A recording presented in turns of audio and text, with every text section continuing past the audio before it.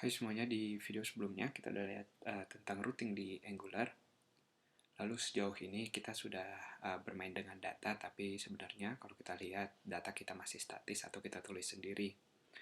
Di video ini kita akan lihat gimana caranya kita ngambil datanya dari database. Jadi karena di sini kita nggak belajar database-nya sendiri, database-nya kita udah ada tutorial terpisah. Jadi saya udah bikin duluan nama database-nya di sini Angular, lalu saya bikin table users. Kolomnya simple, cuma ID sama nama dan kota sesuai yang data yang kita punya sekarang. Jadi nanti kita mau data-datanya ini nggak lagi statis tapi diambil dari database. Kita balik ke kode kita. Jadi nanti intinya kita mau ngambil atau ngeluarin data yang sama persis seperti ini. Jadi saya komentarin aja bagian yang ini.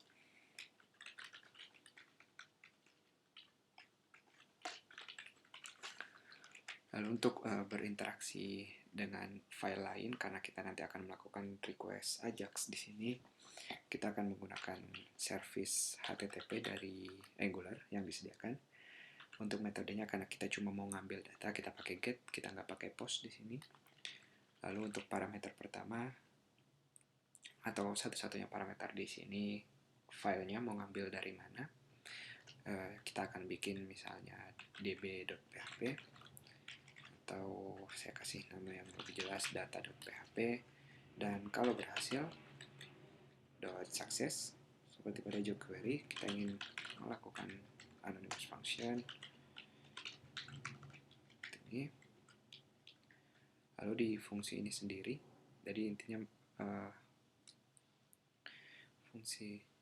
sebelumnya di fungsi ini di scope saya, kita butuh masukin dependency injection satu lagi, bukan cuma scope. Untuk pakai service HTTP berarti kita juga harus masukin HTTP di sini sebagai parameter.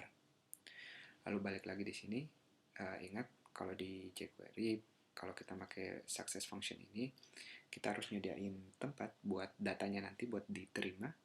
Jadi misalnya saya kasih nama hasil di sini. Lalu di sini kita bisa ngelakuin persis sama yang kita lakuin di sini, yaitu ambil scope.data dari hasil nanti, yaitu yang kita kasih namanya hasil di sini. Jadi nama di parameter sini dan sini harus sama, karena nanti hasilnya akan kita keluarin dari data.php ini. Jadi sekarang kita bikin file data.php-nya. Data.php. Lalu saya akan paste kode yang biasa kita pakai buat mengkonekkan ke database, karena sekali lagi kita nggak belajar database-nya sendiri, kita belajar cara mengkoneksi Angular ke database di sini. Jadi silakan teman-teman pause sebentar. Baris pertama di sini, karena kadang kalau kita coba request ngambil data dari halaman lain, biasanya ada yang namanya CSR atau cross site. Jadi kita ngizinin di sini, tapi ini biasanya opsional, kalau enggak juga nggak apa-apa, cuma biar amannya di sini daripada kita dapat error ntar. Lalu saya pakai sistem database namanya MySQL, kita konekin seperti biasa, dan juga ngambil semua data dari table users yang tadi udah saya liatin dan ngejalanin query-nya. Jadi ini cara ngambil data biasa. Sekarang gimana caranya kita nyambungin ke Angular-nya. Jadi kita akan intinya sekali lagi kita mau datanya persis seperti ini. Jadi saya akan copy bagian ini. Kita mau persis seperti ini hasilnya nanti, hasil akhirnya. Saya akan kasih jarak biar mudah dibaca. Oops.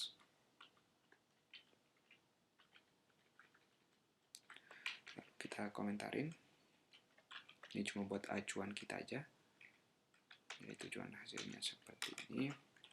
Yang pertama kita sediain dulu string, karena kita mau ini semua nanti jadi satu string yang panjang. Saya kasih nama output misalnya. Di output kita ini kita inisialisasi dulu kalau dia bakal jadi string. Lalu kita keluarin karena kita udah sediakan query-nya. Kita udah jalanin, kita keluarinnya sendiri, kita pakai metode while. lalu kita simpan di variable row. Untuk ngambil tiap datanya, jadi kita mau ngelakuin pengulangan di tiap datanya sekarang, kita pakai metode mysql_fetch association. Jadi nanti kita dapatnya associative array, karena ingat kalau JSON kita harus pakai namanya, bukan pakai angka indeks. Tentu hasilnya ini dari result sini. Lalu di antara metode while kita mau ngapain sekarang? Sekali lagi acuan kita yang ini. Jadi sekarang kita bikin kerangka dalamnya dulu. Nanti bagian kurung kotaknya ini gampang. Di bagian akhir kita bikin kerangka dalamnya dulu. Kita mau bilang jika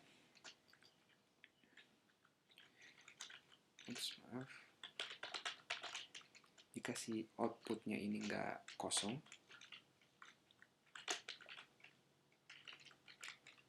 jadi kalau dia kosong, dia nggak akan kena ini. Artinya pas pertama kali output kita kosong, dia nge-skip bagian ini.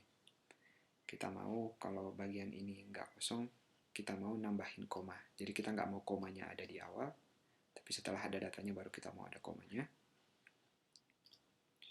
Jadi sekarang kita bilang outputnya bukan cuma sama dengan, tapi titik sama dengan, untuk ngegabungin sama nilai sebelumnya. Kita mau nambahin koma di situ. Lalu di sini setiap loopnya, setiap pengulangannya, kita mau si outputnya ini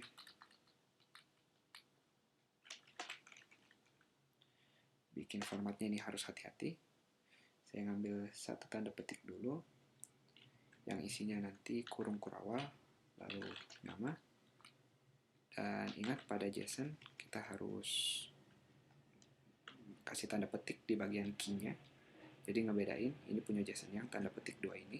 Kalau ini untuk string, tanda petik 2, lalu kita mau ngasih namanya, ngambil namanya, karena dia harus dinamis, kita ngambil dari database, kita pakai menggabungnya seperti ini dulu.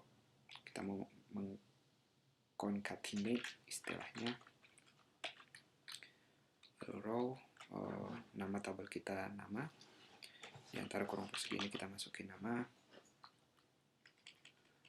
Sebelumnya tanda string harus kita akhirin di sini.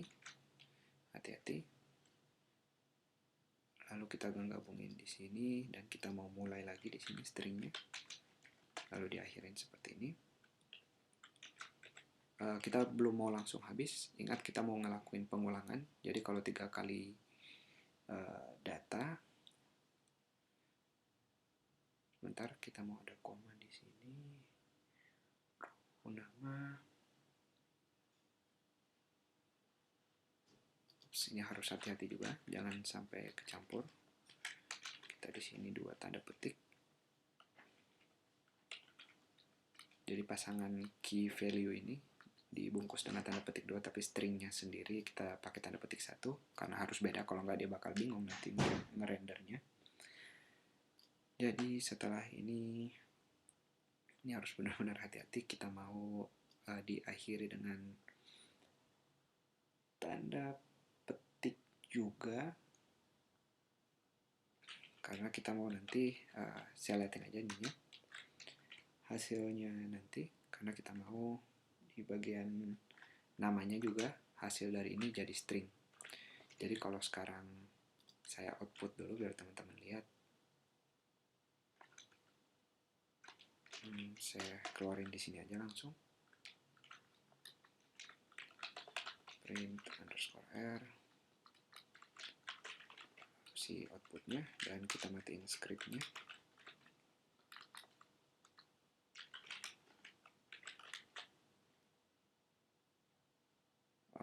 Kita ke data PHP langsung. Saya mau ke data.php.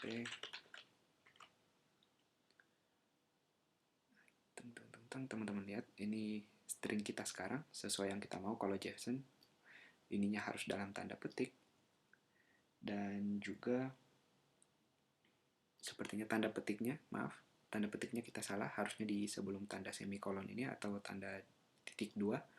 karena namanya harus dalam tanda petik, begitu juga dengan nilainya. Jadi kita tukar sekarang, namanya harus kita taruh di tanda petik juga, dan bagian namanya sendiri atau nilainya kita bungkus dengan tanda petik, yaitu ini dan juga di sini. Dan koma ini, karena koma di sini, lalu kita mau untuk kedua, mirip, kita mau kota sekarang.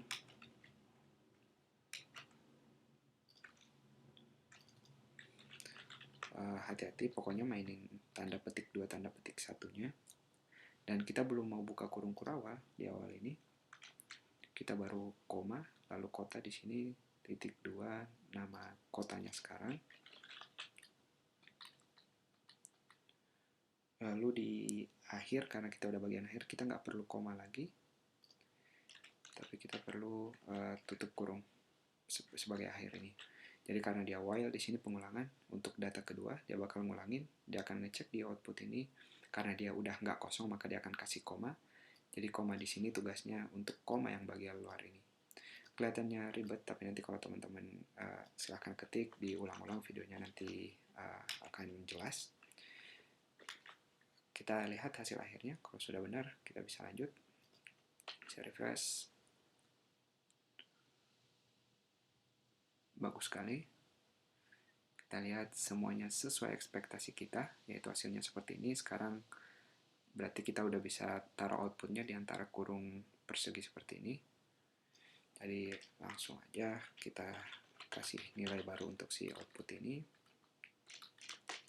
Output sekarang kita mau masukin persegi, lalu ditutup juga dengan kurung persegi. Maaf.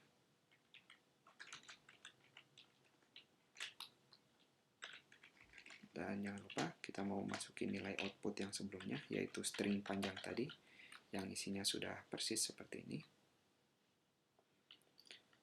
Berarti kita tinggal balikin nilainya. Ingat, ketika kita mau naruh hasilnya di sini, kita harus mengecho hasil request kita di sini. Jadi semua string ini akan kita echo. Kita hapus saja ini. Saya echo output sekarang yang harusnya udah benar. Karena kalau kita refresh sekali lagi, hasil datanya udah sesuai yang kita inginkan. Jadi ekspektasi kita kalau kita sekarang ke indeks,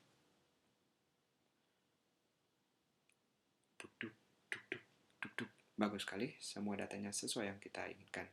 Jadi perhatiin, nama value-nya di sini, nama dan kota harus persis dengan di bagian part kita. Ingat, di controllernya dn.nama ini dan juga dn.kota. Jadi kalau di sini kotas, misalnya pakai s, di data kita berarti harus kotas juga di sini. Itu dia kurang lebih. Kita tes dulu kalau kita masukin sekarang dari database. Saya masukin data baru misalnya.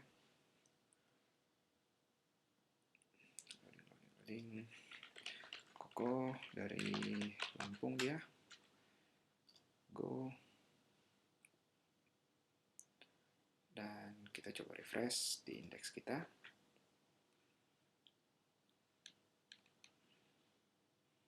Tambahan Koko, bagus sekali, berarti kita sekarang datanya udah dinamis lagi. Udah nggak seperti sebelumnya yang kita hardcode di sini. Itu dia, semoga jelas, cukup panjang. Karena memang kita harus hati-hati pengeluaran stringnya di sini harus benar. Semoga jelas, sampai jumpa di video berikutnya.